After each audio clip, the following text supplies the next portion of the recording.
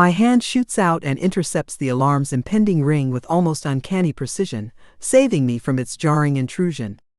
The room is bathed in a soft golden light as the dawn filters in through the curtains. Weekends are my haven of unhurried bliss, and today is no different. I throw off the covers and stretch my limbs in a luxurious lazy dance. It's one of those mornings when waking up feels like a personal triumph over the world's demands. With a satisfied sigh, I take in the sun-kissed room, each corner filled with the promise of possibility. Stepping onto the cool floor, I feel its subtle chill against the soles of my feet. I have always loved the early morning chill in Houston, but sadly it never lasted long enough to ever make the most of it. With the sun's warm embrace painting patterns on the floor, I reach underneath my bed and roll out my exercise mat in a patch of the gentle sunlight. The mat unfurls like a canvas, ready to receive the strokes of my morning routine, but before I can commit, the intrusive sound of my phone ringing pierces through the morning silence. I don't even need to have to check the caller ID to know who it is. "Hey man, what up?" "Don't hey man me, Maya. Why didn't you call? Why didn't you tell me someone's been following you around?" "A good morning to you too, Eric." "Maya, cut it out, this is serious. You could have been hurt or worse." "Slow down, worrywart. First of all, I haven't been followed around, at least I hope not. I just happened to notice some creepy guy in a hood staring at me on the bus. And secondly, I didn't call because you're a busy man, Eric. Besides, I know how to take care of myself. I mean, look how long it took you to get back to me. I sent you that text a while ago, and you're just now getting back with me. Look, the last thing I want is to dump a lot of my problems on you. You're doing so much for me already. I'm good. I'm a big girl and can handle my own. I don't need to go running to you every time something happens." I can hear Eric sigh tiredly from the other end of the line. He always did this right before he lowered his tone during an argument. He hated shouting, and I'm glad to see that hadn't changed in all these years. "Maya," he starts on a calmer tone, "you're my friend, my best friend. I don't want anything to happen to you. Even if things aren't the same way they used to be, I still care about you, and that's not going to change no matter how important and/or busy I get. You and this town are all I have left, and I don't plan on abandoning either one of you." My breath hitches. Being the tough girl I am, I don't cry despite how unbelievably touching and sincere his words are. To my credit, my eyes just moistened a little bit, but I retained it. Eric is right, and funny enough, I'm in a similar boat. With both our parents gone and Jonah passing too, all we really have are ourselves in this dang town. "I'm sorry, Eric, I just didn't know how to approach the subject." "It's fine, Maya, I'll swing by soon and we'll talk. I think some catching up is in order, don't you think?" "Okay, but be a good friend and grab an apple pie and some ice cream on your way here. I've got cravings to deal with." Eric laughs over the phone, a hearty tune. Of course, what are friends for? "See you soon, Maya." And with that, the call comes to an end. All this talking about food and cravings had stirred the beast. It's time to eat. As though reading my thoughts, a low, rumbling growl escapes from my stomach, voicing its protest at being neglected. Skipping dinner last night was unintentional, but the consequences are palpable now, as hunger gnaws at me insistently. I don't have anything planned today, so after breakfast I could do whatever, and the thought excited me. I breeze through my wash routine with seasoned expertise. The timely rumbling of my stomach urges me to hurry up. Just as I reach for the conditioner, I glance up at the fogged mirror. I catch sight of my reflection. My disrobed form is illuminated in the soft glow of the bathroom lights, and I pause. Tattoos adorn my left arm and upper back, intricate patterns that tell a story of my past. They hold significance beyond their aesthetic appeal. They mark my rank and the scale of my accomplishments within the Ravens.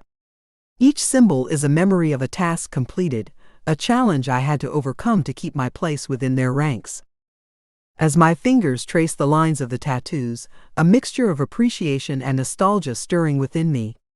These marks are a testament to my growth, but there are days when I wish I could shed their permanence. They serve as a reminder of a life I'm striving to leave behind, a past I'm working hard to outgrow. As the water drips off me slowly, my mind drifts back to the gang, those familiar faces, the tangled alliances. I haven't seen or heard from them since my return, which is unusual. While I'm grateful for the silence, my curiosity nags at me. Have they moved on from Houston? Is Raven's Perch still under their control? And who was the hooded person I saw a few nights back? Wrapping myself in a plush towel, I step out of the shower. My thoughts are a whirlwind of emotions. The air feels cool against my damp skin, and I quickly dry myself before slipping into fresh clothes. With showering out of the way, I head towards the kitchen with the intent to eat. As I raid the fridge for breakfast options, I have a wave of nostalgia. The tantalizing aroma of bacon wafts through the air, a familiar and comforting scent that makes my stomach rumble in anticipation. Around the table, the usual suspects are seated. There's my older brother Jonah, with a perpetual grin on his face as he chats animatedly with our friend Tanya. Tanya's laughter rings out, a melody that I've come to associate with her infectious spirit. And then there's Eric, our newest addition to the group, his shy smile revealing his slight discomfort at being in a setting that's so different from his usual routine. Jonah's plate is already piled high with scrambled eggs and bacon. He winks at Tanya as she teases him about joining the basketball team. It's classic Jonah, charming, confident, and always ready with a witty comeback. Tanya's crush on him is endearing, and we all share knowing glances as she hangs on to his every word. Eric, on the other hand, is fumbling a bit with his utensils. He bows his head shyly when Tanya addresses him. He's not used to this level of attention, but we're making sure he feels welcome. I catch his eye and give him an encouraging nod, silently telling him it's okay to relax and just be himself. So you signed up for the chess club, huh? I say, flashing Eric a warm smile. That's some serious brain power right there. He chuckles softly, his eyes meeting mine briefly before he glances down at his plate. Yeah, I guess I prefer strategy over running around. Tanya leans forward, her eyes shining with curiosity. Hey, I heard you're a whiz with computers. Have you ever thought about joining the robotics club? Eric's face lights up, grateful for the change of topic. Actually, I have. I've always been fascinated by technology and programming. I catch Jonah's mischievous grin as he takes another bite of bacon. Who would have thought? Our boy Eric is the future tech genius. Eric has a genuine smile on his face now. The conversation flows effortlessly, shifting from one topic to another, punctuated by laughter and shared memories. It's a snapshot of a time when everything was simpler, when our biggest concerns revolved around school, hobbies, and friendship. As we finish our breakfast, Eric clears his throat, looking a bit uncertain. Thanks for having me over, guys. It's been really nice. Jonah claps him on the back, a grin as wide as ever. Anytime, brah. You're family and officially part of the breakfast crew now. Tanya nods enthusiastically, her eyes shining with excitement. Absolutely. And next time, maybe you can teach me a thing or two about computers. Eric's smile is a mixture of gratitude and relief. Sure thing. I'd be happy to. After breakfast, the slow rhythm of the morning extends to the couch where I find myself comfortably settled. The television channels change under my idle thumb, a collection of flickering images and snippets of sound that provide a background hum to my thoughts. It's days like these, free of obligations and deadlines, which have become precious to me since joining Eric's crew. It's like a sanctuary where I can indulge in my homebody fantasies, wrapped in a blanket of relaxation and solace. I sprawl on the couch, the cushions cradling me as I flip through channels, not really paying attention to what's on. The world outside seems to pause, granting me a respite from the relentless rhythm of everyday life. It's a chance to breathe, to let time stretch and expand without the constraints of a to-do list. It's almost too perfect, a tranquil interlude that I've learned to approach with caution.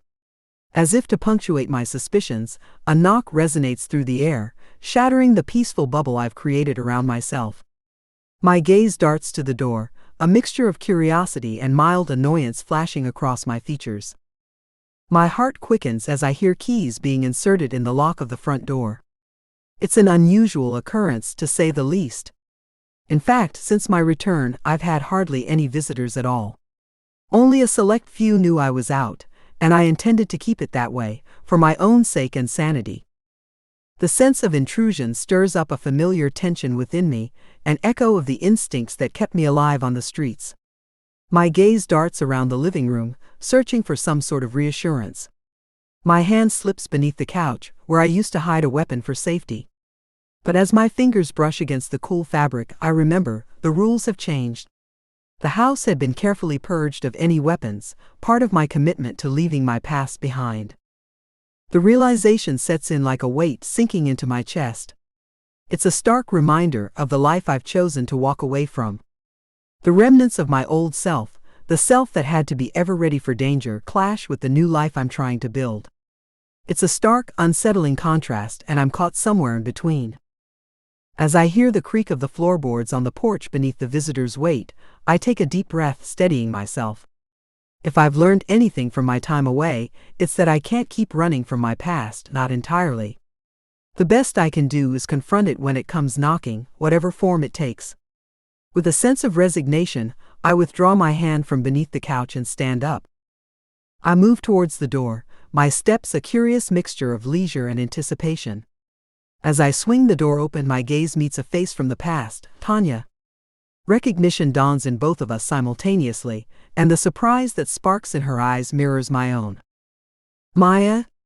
Tanya's voice is a mixture of disbelief and a hint of nervousness, as if unsure of the reception she might receive.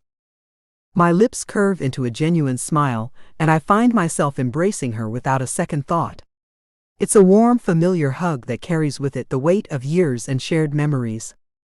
"Oh my God, girl, you scared the mess out of me. It's been ages since I seen you," I say, my voice reflecting both my surprise and genuine pleasure at seeing her again. Come in, come in." Tanya takes a seat on the couch, her gaze sweeping across the room as if to take in the changes that time had brought. I join her, sitting opposite, my curiosity piqued by her unexpected visit. "It's really been a while, hasn't it?" Tanya starts, a nostalgic smile gracing her lips. I nod, mirroring her smile. "Yeah, it feels like a lifetime ago since we last caught up." "So, what have you been up to?" Tanya leans back, her posture relaxed as she settles into the conversation. I give her a rundown of my journey since we last saw each other, the construction crew, my determination to move past my old life, and how the daily grind has become a source of newfound purpose. Tanya listens intently, her eyes reflecting a mix of surprise and admiration. "That's quite the change," she remarks. "But it seems like you've found your footing." I nod, a sense of pride swelling within me. It's been a challenging journey, but a good one. I'm in a better place now than I was back then. Tanya's gaze turns thoughtful. "I saw the lights on late last night," she says, her tone shifting from casual to more serious. "And I was coming over to make sure everything was okay with the place." I lean forward slightly, intrigued. "Lights?" She nods, her expression a mix of concern and uncertainty. "Yeah, like I said, I noticed the lights on last night, and given what happened before, I couldn't help but be a little worried. I made a resolve to look after this place after Jonah died and you were sentenced. I wanted you to have a nice place to come back to once you got out." I take a moment to process her words. The history of this building, the memories associated with it, and the uncertain nights, it's a combination that stirs a mixture of emotions within me. Well, I am the only one here at night. Thank you so much for looking after the place for me while I was away. I really appreciate it. I admit, my voice tinged with a touch of nostalgia. During the day I'm working with the crew on the site, and come back home at night. We've been renovating a lot of the old places. Tanya's eyes light up with curiosity. "Really? Construction is a big change from what you're used to." "It's quite the change, isn't it?" I chuckle. "It definitely is, but it's given me a fresh start, a new perspective. I'm grateful for it." She smiles warmly. "I'm glad to hear that. And it's good to see you embracing change." Our conversation flows effortlessly, touching on various aspects of our lives, old memories, new experiences, and the twists and turns that have brought us to where we are today.